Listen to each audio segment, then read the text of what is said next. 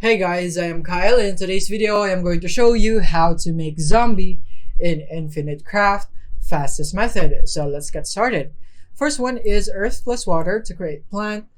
Once you have plant, you want to go for water again to create swamp. Right here, once you have the swamp, then the next thing is you want to go for wind. Right here, add it with fire to create smoke. Once you have smoke, is that you want to add fire into it again so that you have volcano. Once you have volcano, the next thing that you should do is to just remove this for now, and then you want to go for wind and then water to create wave. Once you have wave, you want to add smoke into that to create surf, and then you want to just hide it for now, and then you want to go for smoke and then water right here to create fog.